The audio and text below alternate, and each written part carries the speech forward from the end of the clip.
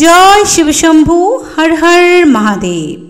শ্রাবণ মাসের সোমবারে যদি এই একটি ব্রত কথা না জানেন তবে ব্রত পালন সম্পূর্ণ হবে না আপনার। মহাদেবের কৃপা চান তাহলে আজকের এই আসল ব্রত কথা জানতেই হবে আপনাকে। শুধু উপোস করলেই হবে না, জানেন কি এই কথাটি বদলে দিতে পারে আপনার ভাগ্য। শ্রাবণ সোমবার মানে এক অলৌকিক সুযোগ, কিন্তু আসল ব্রত কথা না জানলে পুণ্য মিলবে না এবং আপনার উপবাস থেকে যাবে অসম্পূর্ণ। তাই অবশ্যই শ্রবণ করুন শ্রাবণ সোমবারের এই ব্রত কথাটি।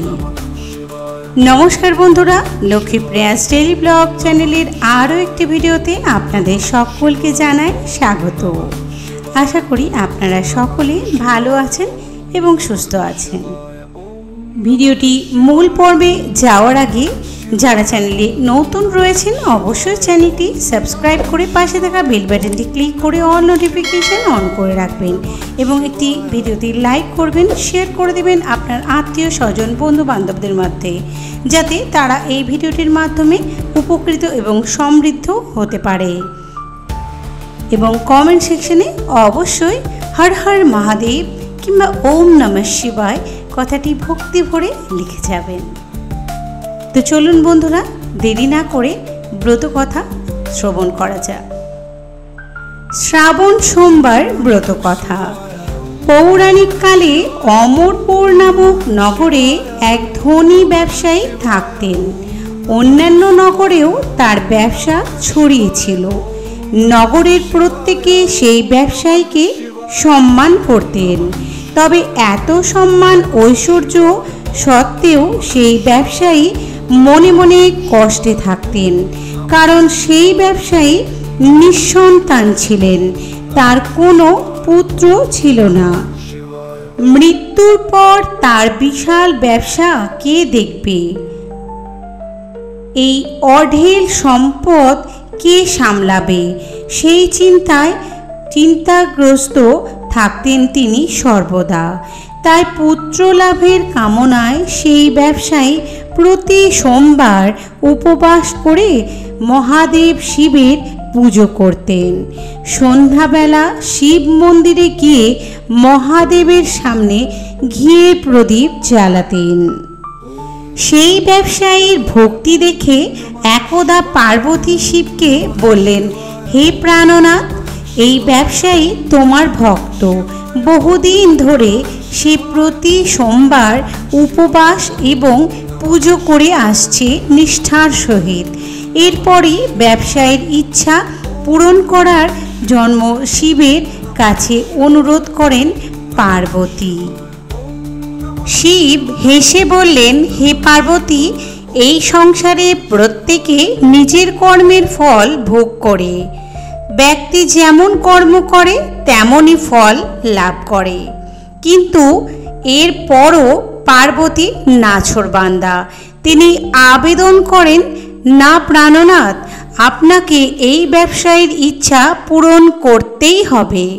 সে আপনার অন্যান্য ভক্ত। এক প্রতি সোমবার নিয়ম মেনে ব্রত পালন করে। পুজোর পর আপনাকে ভোগ নিবেদন করে একবার খাবার খায়। তাকে পুত্রলাভের আশীর্বাদ দিতেই হবে। পার্বতীর এমন আবেদন শুনে শিব বলেন, তোমার কথায় আমি এই ব্যবসায়ীকে পুত্রলাভের আশীর্বাদ দিচ্ছি, কিন্তু তার পুত্র 16 বছর পর্যন্তই জীবিত থাকবে। সেই রাতে শিব ব্যবসায়ীর স্বপ্নে এসে পুত্রলাভের আশীর্বাদ দেন, পাশাপাশি পুত্রের 16 বছর পর্যন্ত জীবিত থাকার কথাও জানান। ঈশ্বরের আশীর্বাদে ব্যবসায়ী খুব খুশি হন, কিন্তু পুত্রের স্বপ্নায়ুর এবং স্বল্প আয়ুর কথা শুনে তার সমস্ত আনন্দ নষ্ট হয়ে যায়। ব্যবসায়ী আগের মতোই নিয়ম মেনে সোমবারের ব্রত পালন করতে শুরু করেন। কিছু মাস পর অতি সুন্দর পুত্র জন্ম নেয়। যার ফলে ব্যবসায়ীর জীবন আনন্দে ভরে ওঠে। কিন্তু সন্তানের স্বল্পায়ু হওয়ার কথা জেনে খুব বেশি খুশি হন না তিনি। এদিকে বাড়ির কোনো সদস্য এই রহস্য সম্পর্কেও জানতেন না। বিদ্বান ব্রাহ্মণেরা সেই পুত্রের নাম অমর রাখেন। অমর 12 বছরের হলে তাকে শিক্ষা গ্রহণের জন্য বারাণসী পাঠানোর সিদ্ধান্ত গ্রহণ করা হয়। ব্যবসায়ী অমরের মামা দীপচাঁদকে ডাকেন। অমরের পড়াশোনার জন্য তারে বারাণসী ছেড়ে আসতে বলেন তিনি। অমর নিজের মামার সঙ্গে শিক্ষা লাভের জন্য বেরিয়ে পড়ে। পথে যেখানে অমর ও দীপচাঁদ বিশ্রামের জন্য থামতেন সেখানে যজ্ঞ করতেন ও ব্রাহ্মণদের ভোজন করাতেন। দীর্ঘ পথ অতিক্রম করার পর অমর ও দীপচাঁদ এক নগরে পৌঁছান। সেই নগরের রাজার কন্যার বিবাহের আনন্দে সমগ্র নগর সাজানো ছিল। নিশ্চিত সময় বরযাত্রী আসে, কিন্তু বরের বাবা নিজের পুত্রের এক চোখে কানা হওয়ার কারণে খুব চিন্তিত ছিলেন। রাজা এই বিষয়ে জানতে পারলে বিবাহে বাধা দিতে পারেন এবং এরপর তার বদনামি হবে এই কথা ভেবে তিনি চিন্তিত হয়ে পড়েন। বরের বাবা অমরকে দেখলে তার মাথায় একটি বুদ্ধি খেলে যায়। তিনি ভাবেন এই ছেলেকে বর সাজিয়ে রাজকুমারীর সঙ্গে বিবাহ করে দিই। বিয়ের পর তাকে অর্থ দিয়ে বিদায় করে দেব এবং রাজকুমারীকে নিজের নগরে নিয়ে যাব। বরের পিতা এই প্রসঙ্গে অমর ও দীপচাঁদকে জানান। অর্থ লাভের লোভে দীপচাঁদ তার পরামর্শে রাজি হয়ে যায়। অমরকে বরের পোশাক পরিয়ে রাজকুমারী চন্দ্রিকার সঙ্গে বিয়ে দেন। রাজা প্রচুর অর্থ দিয়ে রাজকুমারীকে বিদায় জানান। অমর ফেরার সময় সত্যি গোপন করতে পারে না ও রাজকুমারীর ওড়নায় সত্য ঘটনা লিখে দেয় যে রাজকুমারী চন্দ্রিকা, তোমার বিয়ে আমার সঙ্গে হয়েছে, কিন্তু আমি বারাণসীতে শিক্ষা লাভ করতে যাচ্ছি। এবার তোমায় যে নবযুবকের স্ত্রী হতে হবে সে কানা। রাজকুমারী নিজের ওড়নায় লেখা এই বার্তা পড়েন। তখন তিনি সেই কানা ছেলের সঙ্গে যেতে অস্বীকার করেন। রাজা সব কথা জেনে রাজকুমারীকে প্রাসাদে রেখে দেন।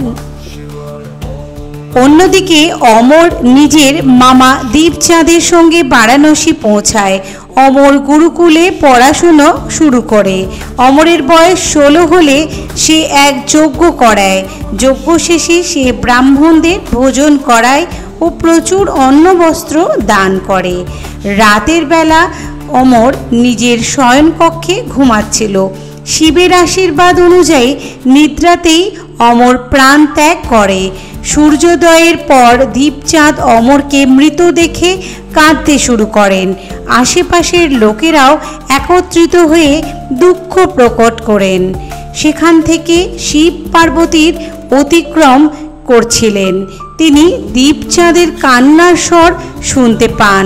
পার্বতী শিবকে বলেন, হে প্রাণনাথ, আমি তার কান্না সহ্য করতে পারছি না, এই ব্যক্তির কষ্ট দূর করুন। শিব পার্বতীর সঙ্গে অদৃশ্য স্বরূপে দীপচাঁদের পাশে গিয়ে বলেন, হে পার্বতী, এ তো সেই ব্যবসায়ীর পুত্র যাকে 16 বছর আয়ুর আশীর্বাদ দিয়েছিলাম। এর আয়ু পূর্ণ হয়েছে। পার্বতীর পুনরায় শিবকে নিবেদন করেন, হে প্রাণনাথ, আপনি এই ছেলেটিকে জীবিত করে দিন, তা না হলে এর বাবা মা বিলাপ করে নিজের প্রাণ ত্যাগ করে দেবেন। এই ছেলের পিতা আপনার পরম ভক্ত, বহু বছর ধরে সোমবারে ব্রত করে আপনাকে ভোগ নিবেদন করছে।